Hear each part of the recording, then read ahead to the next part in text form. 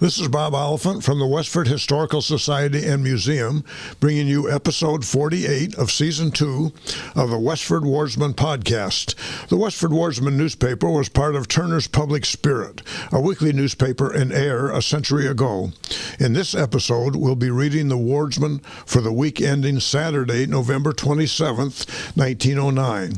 I'll elaborate on what was happening in Westford in 1909. The first section is the Westford Center section. Miss Sarah W. Loker, has recently attended the annual meeting of the Women's Board of Missions at Park Street Church, Boston. She's best known in Westford as the founder and first president of the Tadmuck Women's Club. Reverend D.A. Hudson of North Chelmsford and Reverend Charles P. Marshall exchanged pulpits last Sunday. The church was prettily decorated with chrysanthemums, ferns, sumac, and bittersweet. There was special Thanksgiving music, and all the service was especially appropriate to the spirit of the season.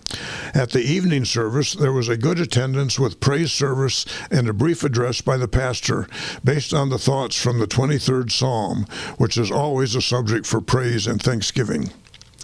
The high school dance, which was postponed on account of the several cases of diphtheria, is to be given on Friday night, December 3rd. The proceeds are to be used to furnish the gymnasium. This is, of course, the old gymnasium at the back of what is now Rodenbush Community Center.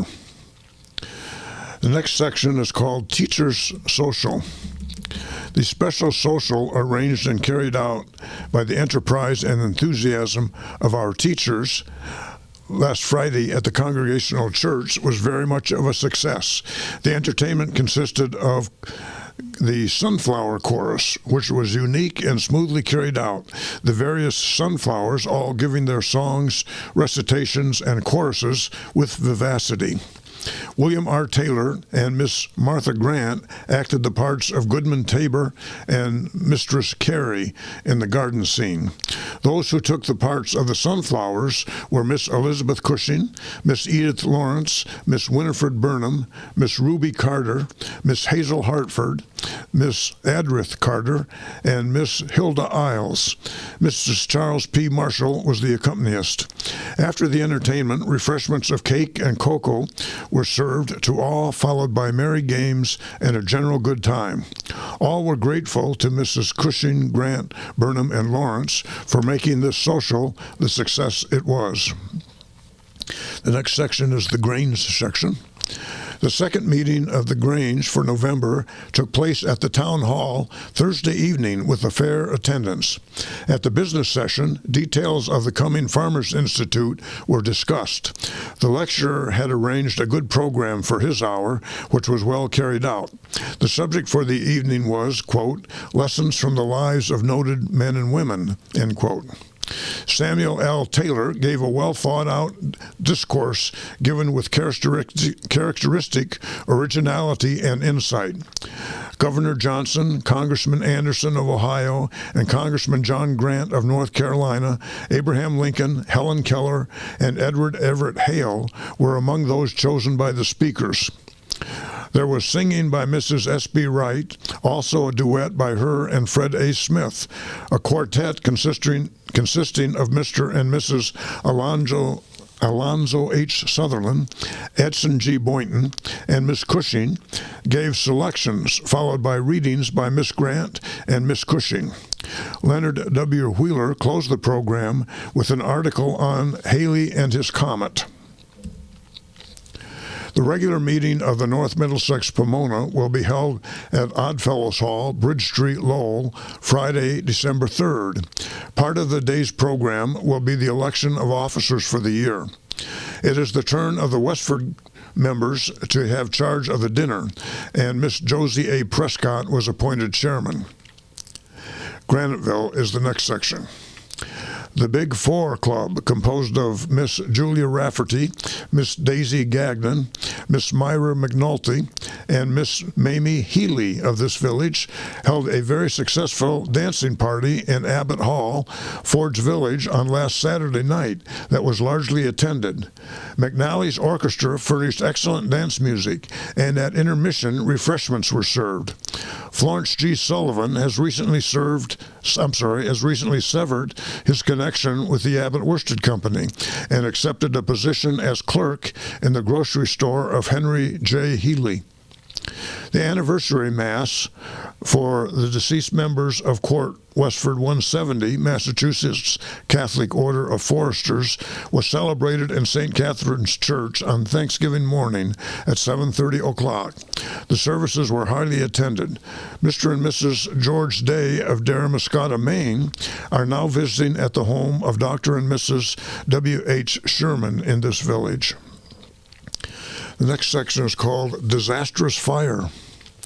Fire, which caused a property loss of $3,000 and for a time threatened valuable surrounding property on Monday night, destroyed 2 barns belonging to Mrs. Rachel Reed in West Graniteville. No livestock was lost, horses and pigs having been removed before they were reached by the flames. The fire was discovered about 8:30 o'clock by Charles McClenna, who gave the alarm. The local apparatus, the A.R. Schott Hose Company, responded very promptly, and shortly after the Edward Abbott Company of Westford and the John Edwards Company of Ford's Village arrived on the scene. So excellent was the work of the firemen that within 25 minutes of the start of the fire, the department had it safely under control. In a short time, the flame spread to the big barn, which stands only about 12 feet from the small structure.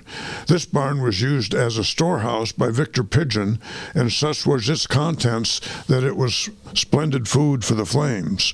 Mr. Pigeon, who had a stock of meats and provisions in the barn, was one of the principal losers, though he is partly covered by insurance. Both barns were also insured. Within 50 feet of the barns stands the house occupied by J. Ellsworth York and family. Heroic efforts of the firemen saved this structure without any damage whatever. The fire was a spectacular one and attracted a large crowd from here and in the surrounding villages. The absence of wind undoubtedly kept the loss at a low figure. The members of the local fire department deserve special praise for their quick work and untiring efforts at the fire. Captain Healy and his men were right on the job, and the fine horses attached to the fire wagon certainly made a record run on Monday night. The next section is the Westford Center section. Mr. and Mrs. Albert A. Hildreth and little daughter, her name was Mary Elizabeth, and she was only 8 months old, have returned from a visit to Andover. The gathering of pansies and bluets in the warm sunshine of Tuesday was quite a change to the wintry storm of Wednesday, which developed into something of a blizzard. The electric car men on the branch line found it impossible to make anything like regular time, but they worked bravely to get the Thanksgiving homecomers and others to their destinations.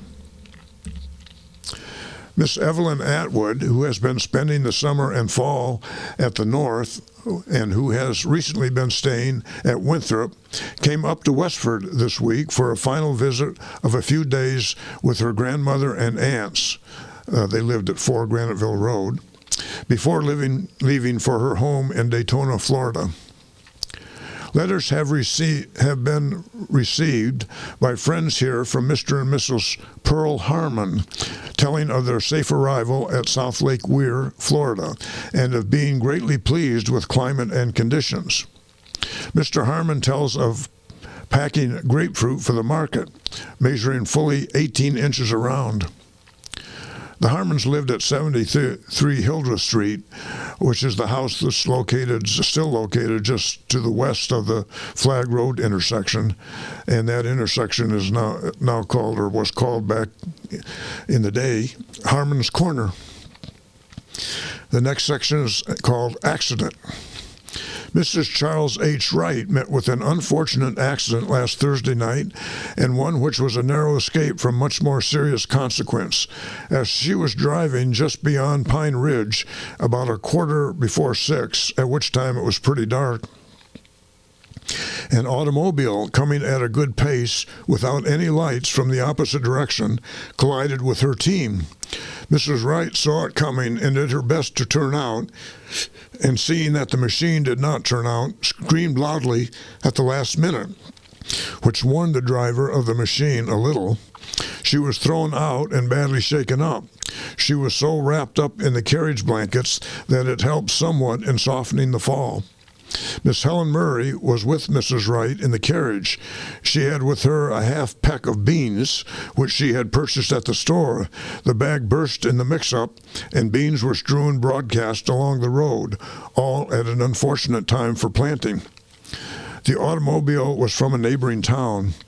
The real owner of the machine was not in at the time of the accident.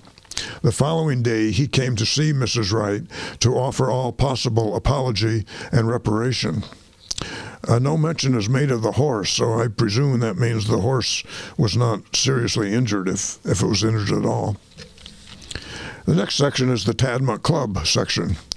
Owing to the fact that the weather was unfavorable and that the days just preceding Thanksgiving were apt to be busy ones with housewives, the attendance at the regular meeting of the Tadmont Club in Library Hall Tuesday afternoon was not as large as usual.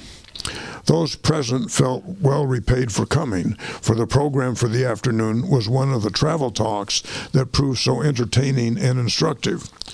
Reverend Winifred Cheney Rhodes of Roxbury, who made such a favorable impression before the club last season, was the speaker of the afternoon with a talk titled From Paris to Versailles for his subject. Mr. Rhodes is a fluent and interesting speaker and gave a most hackneyed and pleasing description of his impressions of this famous city, showing himself a thorough student of its history as full of bloodshed and tragedy. He sketched its great architectural beauty, its parks and avenues, its churches and great cathedral of Notre Dame, the Louvre and the Latin Quarter, and many other points. The speaker finished with a description of the wonderful palace at Versailles and that part it has had in French history. The subject for the next meeting, December 7th, will be, quote, conservation of our national resources, end quote, with Miss Edith Foster, chairman, and promises to be of much interest. The next section is the About Town section. Extensive additions and improvements are being made on the buildings on the Birchwood Farm, located just north of Kai's Pond.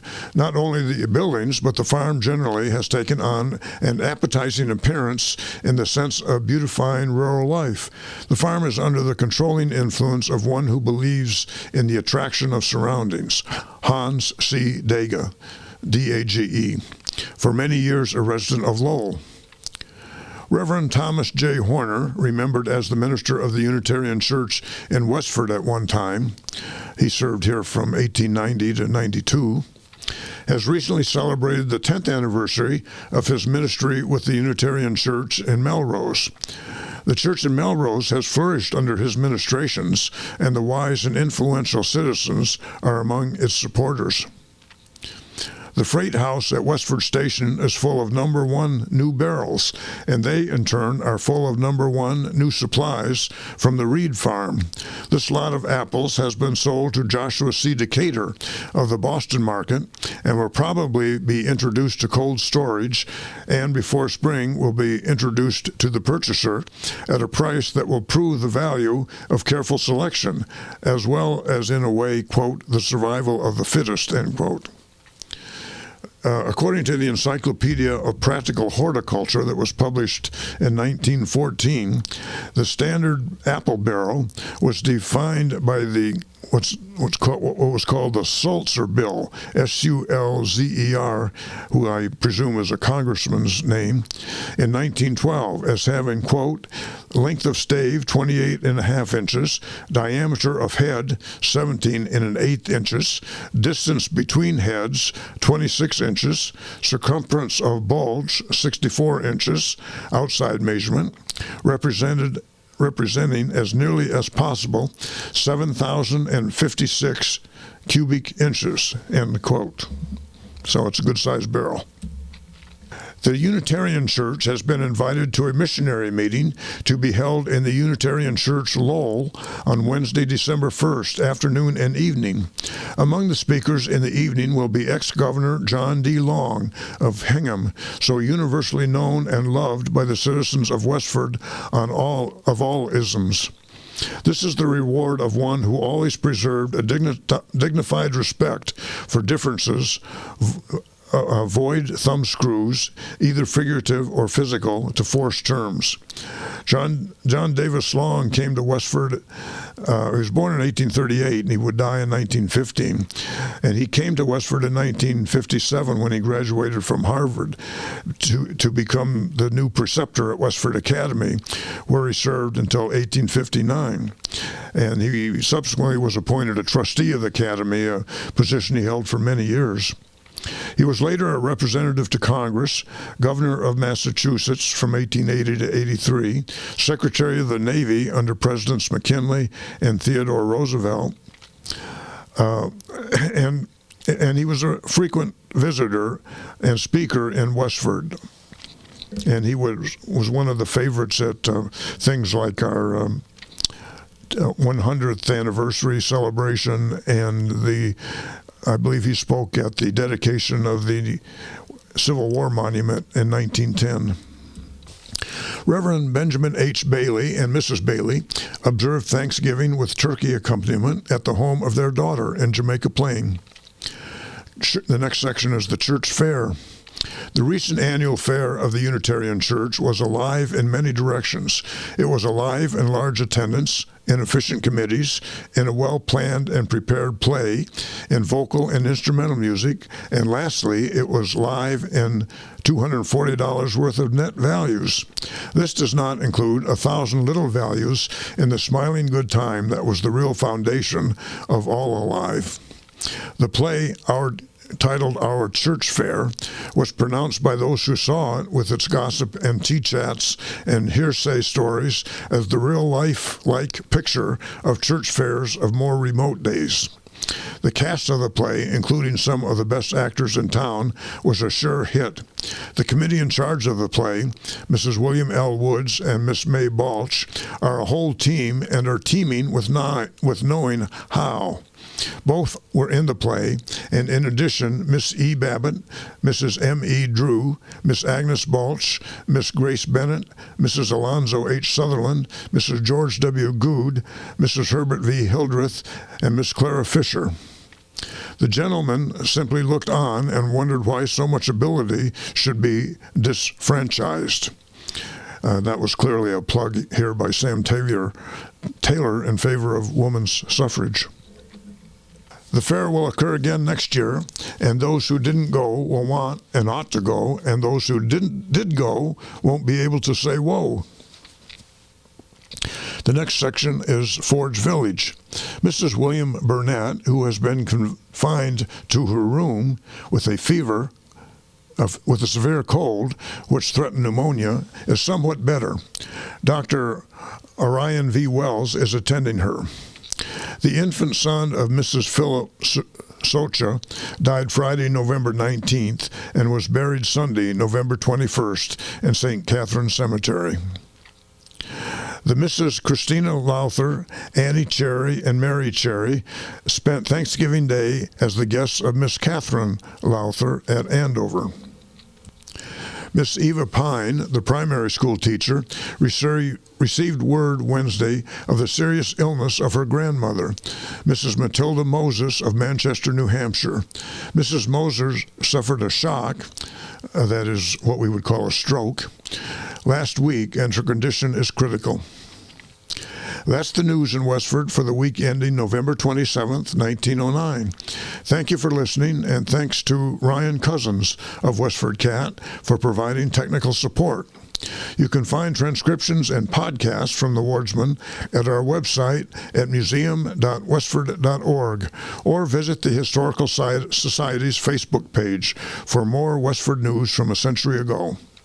This is Bob Oliphant, and I hope you will join us for next week's Westford Wardsman podcast. Thank you.